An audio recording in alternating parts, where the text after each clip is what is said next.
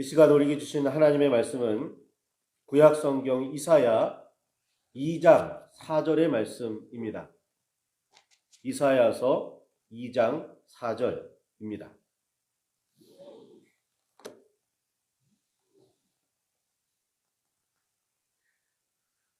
찾으셨으면 우리 함께 말씀을 봉독하시겠습니다. 그가 열방 사이에 판단하시며 많은 백성을 판결하시리니 무리가 그들의 칼을 쳐서 보습을 만들고 그들의 창을 쳐서 낫을 만들 것이며 이 나라와 저 나라가 다시는 칼을 들고 서로 치지 아니하며 다시는 전쟁을 연습하지 아니하리라. 아멘. 주님 우리의 마음을 여시어 말씀을 깨닫게 하옵소서. 아멘.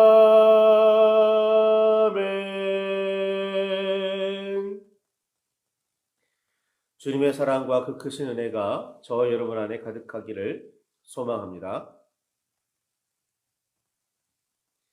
이사야는 유다 왕 우시야와 요담과 아하스와 히스기야 시대에 활동했으며 유다와 예루살렘에 관한 계시를 보고 말씀을 전한 선지자입니다. 역대기서는 우시야 왕의 시종 행적을 이사야가 모두 기록했다고 전하고 열왕기서는 히스기야 시대에 활동한 그의 행적을 세세히 전하고 있습니다. 여기에 이사야서의 설명까지 더하면 그는 모두 4명의 왕들이 통치하던 시절에 여호와의 말씀을 선포했음을 알 수 있습니다.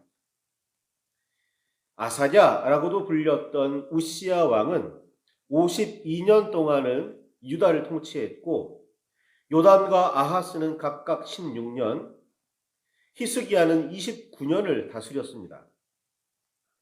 선지자로서의 활동을 이사야가 우시야 왕 시절 언제부터 시작했는지는 분명하지 않으나 히스기야 말년까지는 활동했습니다. 대충 따져 아무리 적게 보아도 60년이 넘는 기간이었습니다. 우시야는 하나님께서 보시기에 선한 통치를 시작했으나 말년은 그렇지 못했고 요담이 선한 통치를 회복했으나 그의 아들 아하스는 악하게 백성을 다스렸습니다. 히스기야는 그래도 선한 통치를 이어갔습니다. 그러나 말년에는 병에 걸려 죽을 뻔하였다가 간절한 기도를 하나님께서 들으시고 회복시켜 주신 직후에 바벨론에서 온 사자들에게 왕궁의 창고를 모두 보여주는 실수를 하여서 이사야 선지자에게 책망을 듣기도 했습니다.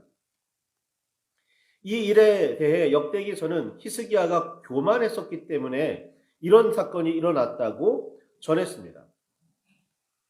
여호와께서 베푸신 평화와 부를 감사함으로 겸손하게 받아들이지 않고 자신이 그만큼 열심을 다해 하나님을 섬기고 간절히 기도했기에 그런 은혜들이 자신의 통치하던 그 기간에 넘칠 수 있었다는 교만입니다. 내가 이만큼 은혜를 누린 것, 내가 이만큼 복을 받은 것, 내가 하나님 앞에 그만큼 충성했기 때문이고, 내가 하나님 앞에 그만큼 기도했기 때문이고, 내가 하나님 앞에 그만큼 잘했기 때문에 내가 받은 보상일 뿐이다. 결국 하나님의 은혜나 하나님의 사랑 아니라 자신의 선행에 따른 보상이기 때문에 자신의 선을 자랑한 결과라는 거죠. 이게 히스기야의 교만이었다는 겁니다. 이 역대기서의 평가입니다.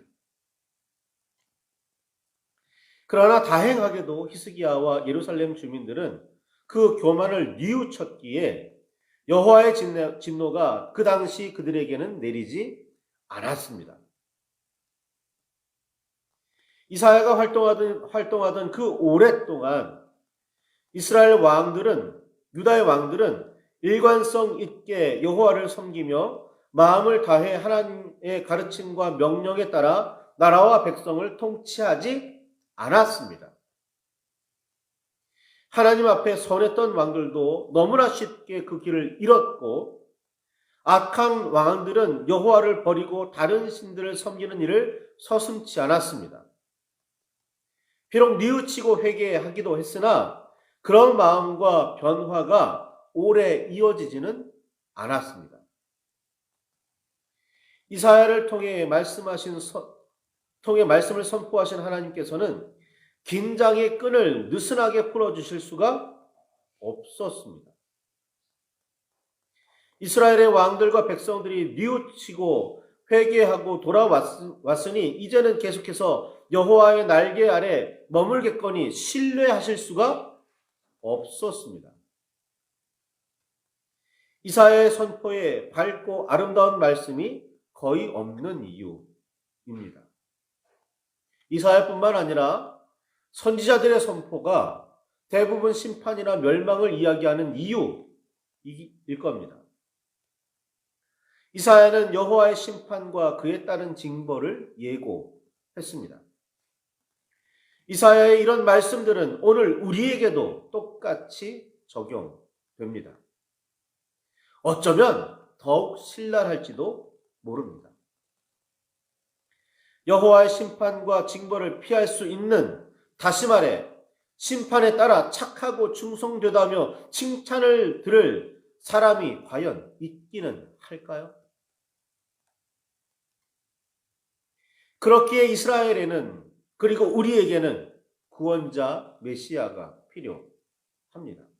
늘 죄로 돌아가고 늘 악으로 돌아서는 그런 우리들이기 때문입니다. 일부러 아니라도 실수로라도 우리는 그런 일을 너무나 자주 쉽게 저지릅니다. 우리의 본성이 그렇다는 거고, 이 본성을 우리가 어찌 할 수 없는 상황이라는 거죠. 그러다 보니 메시아의 구원이, 그 은혜가 필요한 겁니다.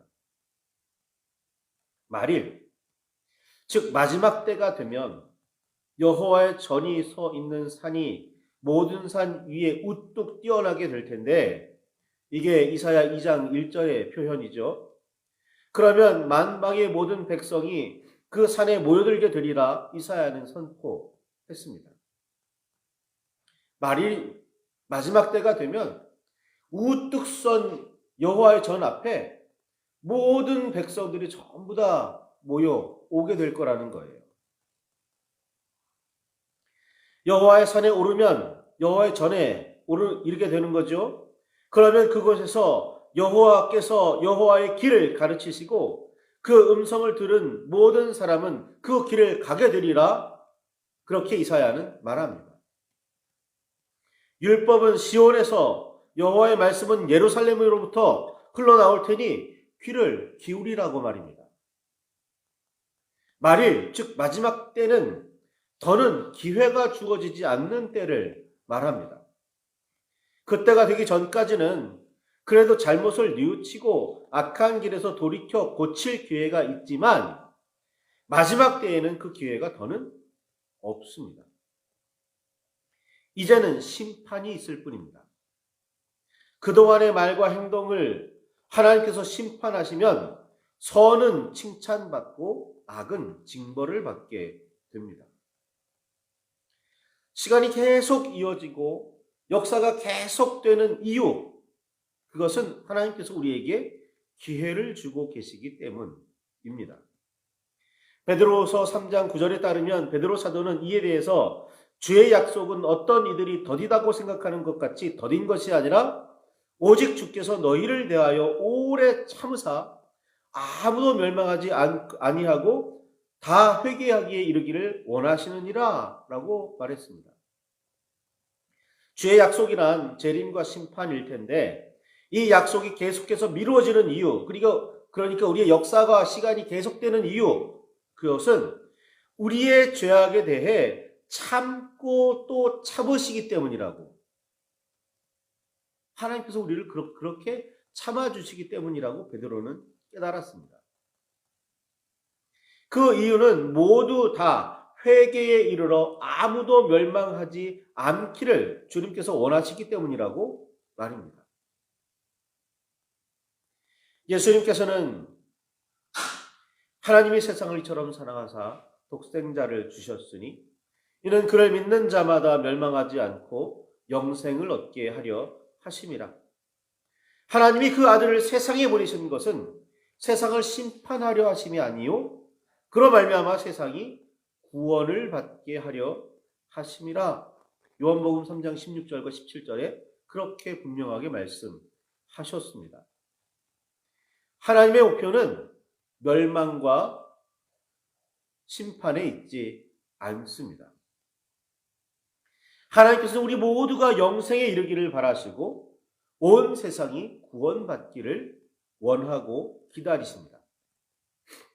그래서 참고 기다리시며 기회를 계속해서 주고 계시는 겁니다.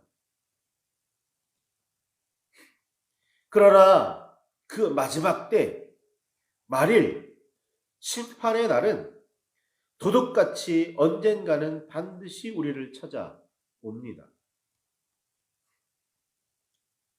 그날에 모두가 여호와 앞에 모여 선악간의 심판을 받게 됩니다. 선은 칭찬과 상급을, 악은 징계와 벌을 받습니다. 그날의 일에 관해 이사야 선지자는 이사야 2장 4절에 그가 열방 사이에 판단하시며 많은 백성을 판결하시리니 무리가 그들의 칼을 쳐서 보습을 만들고 그들의 창을 쳐서 낫을 만들 것이며 이 나라와 저 나라가 다시는 칼을 들고 서로 치지 아니하며 다시는 전쟁을 연습하지 아니하리라 라고 선포했습니다. 주님의 심판에 따라 민족들 사이에 분쟁이 판결을 받고 백성들 사이에 갈등이 해결됩니다. 그날에 나라 사이의 분규도 공정하게 조정됩니다. 하여 무기들을 쳐서 농기구를 만들고 다시는 전쟁을 연습하지도 버리지도 않는 시대가 열리게 됩니다. 그게 바로 그날의 일, 마지막 날의 일, 말일에 일어나는 사건입니다. 이렇게 얽히고 설킨 문제들을 모두가 만족하게 해결하는 일은 인간에게는 불가능한 일입니다. 캐캐 묵은 감정, 첨예한 이해관계, 이기적인 본성 등등을 생각하면 모두가 만족스럽게 받아들일 만한 방법이란 없어 보입니다. 1000사람이 있으면 1000사람이, 10,000사람이 있으면 10,000사람이 각각 생각이 다르고 만족하는 바가 다르고 기대하는 바가 다릅니다. 그런데 그 모두를 만족시킬 수 있다고요? 인간이요?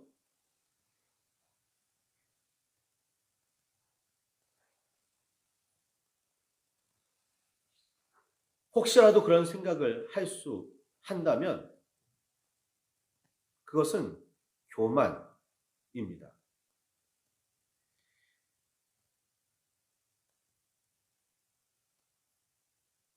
여호와께서 재판하시는 그날에는 그 힘들고 어려운 일들이 한순간에 해결됩니다. 인간이 생각해내지 못했다고 해서 해결할 방법이 아주 없지는 않습니다. 재판은 하나님께 속해 있으며 하나님께서는 누구에게도 치우치지 않는 분이십니다. 따라서 하나님만이 공평한 판결을 내리실 수 있습니다. 하나님의 말씀을 인간이 해석해서 내리는 판결은 온전할 수 없습니다.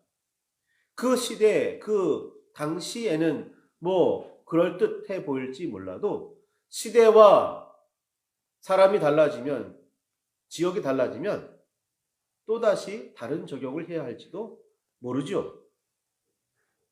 그래서 온전할 수가 없는 겁니다.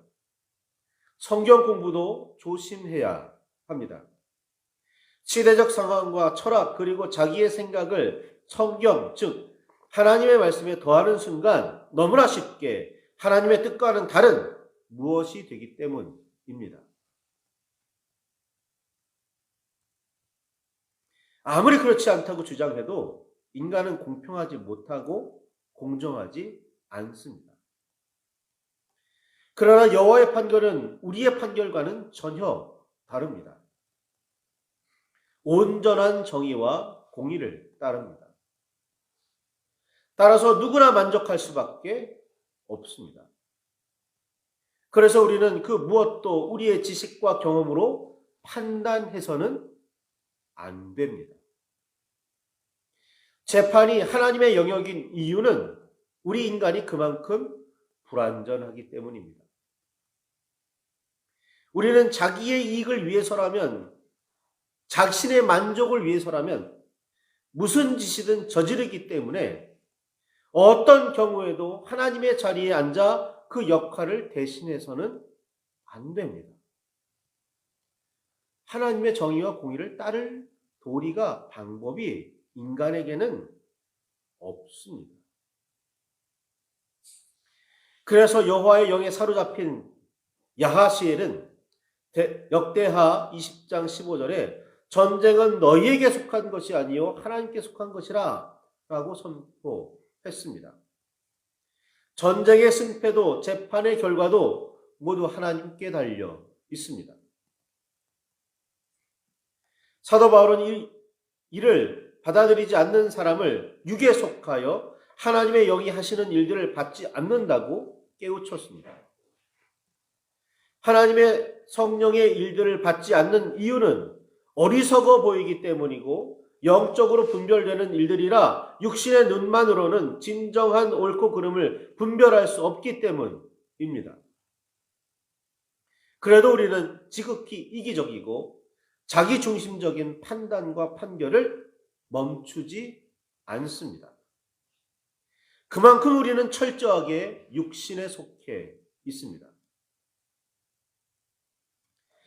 이런 너무나도 분명한 한계에도 불구하고 영적인 지혜를 찾으려고 마음먹는다면 하나님께서 얼마나 기뻐하실까요? 자신이 깨달은 바가 전부가 아니고 온전하지 않다는 사실을 인정하는 겸손함을 더한다면 더 좋을 텐데, 우리는 영적인 길을 시작하면서도 교만을 모두 떨쳐내지는 못하는 문제가 있습니다. 히스기야처럼, 아니 성경에 등장하는 많은 사람처럼, 아니 오늘 우리 그리고 나처럼 말입니다. 그렇게 인간적인 한계를 가지고 영적인 지혜를 구하면 그만큼 더 겸손해야 하는데 그렇지를 못합니다. 그래서 요한일서 4장 7절과 8절에 사랑하는 자들아 우리가 서로 사랑하자. 사랑은 하나님께 속한 것이니 사랑하는 자마다 하나님으로부터 나서 하나님을 알고 사랑하지 아니하는 자는 하나님을 알지 못하나니 이는 하나님은 사랑이심이라 라고 힘주어 가르쳤습니다. 그래도 사랑은 인간이 할 수 있는 일 중에 가장 이기적이지 않을 수 있고 가장 숭고하기 때문입니다. 사도 바울도 로마서 13장 8절에 피차 사랑의 빛 외에는 아무에게도 아무 빛도 지지 말라. 남을 사랑하는 자는 율법을 다 이루었느니라 라고 가르쳤습니다. 예수님께서는 하나님 사랑과 이웃 사랑이야말로 모든 율법과 선지자들이 전한 강령의 핵심이라고 말씀하셨습니다. 여러 번 말씀드리지만 사랑에 관한 예수님의 이런 말씀은 예수님만의 독특한 가르침 아닙니다. 하나님께서 이미 오래전에 이스라엘 백성에게 하신 말씀입니다. 레위기 19장 18절과 신명기 6장 5절을 보면 분명히 너의 이웃을 사랑하라고, 하나님을 사랑하라고 말씀하셨습니다. 예수님은 그 말씀을 반복하셨을 뿐이에요. 상기시키셨을 뿐입니다. 신약의 예수님은 구약의 하나님과 다른 말씀을 전하지 않으셨습니다. 당시 유대인들이 잊고 있던, 오늘 우리도 잊고 있는 가르침을 다시 기억하게 하셨을 뿐입니다. 사랑하라는 가르침 말입니다. 그런데도 우리는 사랑하려고 하기보다 판단하고 판결하며 편을 가르고 미워하고 증오하려고 합니다. 판단과 판결을 내려놓으시기 바랍니다.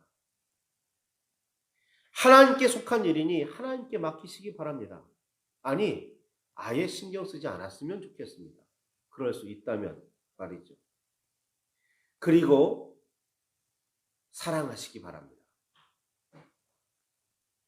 명백하게 드러난 죄라면 물론 사회적인 법이나 도덕적 기준에 따라 벌하며 비난할 수 있습니다.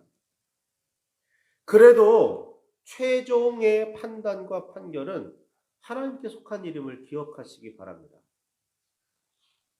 우리가 행할 수 있는, 우리가 이룰 수 있는 정이 있습니다. 공이 있습니다. 그거 부정하는 게 아니에요. 어느 정도는 우리가 선한 사회를 만들어갈 수 있고 어느 정도는 우리가 공평한 사회를 만들어갈 수도 있을 겁니다. 그러나 우리가 온전한 사회를 만들어갈 수 있다? 우리가 온전한 관계를 이루어갈 수 있다? 우리가 누구에게도 흠 잡히지 않을 만한 아름다운 무언가를 이루어갈 수 있다? 그런 교만함은 버리라는 말씀입니다. 우리는 우리가 할 수 있는 만큼의 선행을 하며 의를 세워갈 수 있을 겁니다.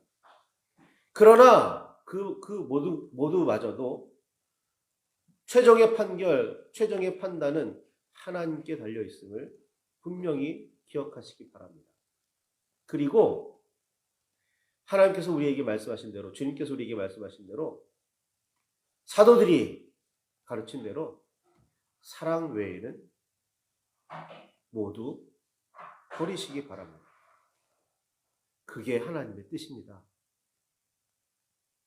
그래서 우리는 오늘 정말 마음속에서 막 불일듯 일어나지만, 마음에 들지는 않지만 죄인들을 사랑해야 하고 나를 미워하는 사람들을 사랑해야 하고 나를 해코지 하는 사람들을 사랑해야 합니다. 판단과 판결은 나의 영역이나 나의 몫이 아니라 하나님께 달려있음을 다시 한번 분명히 기억하시기 바랍니다.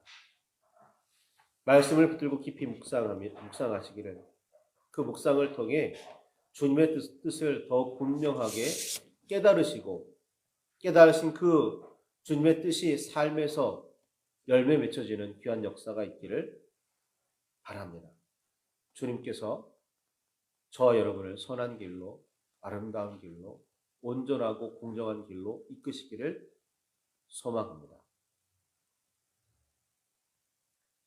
기도하시겠습니다.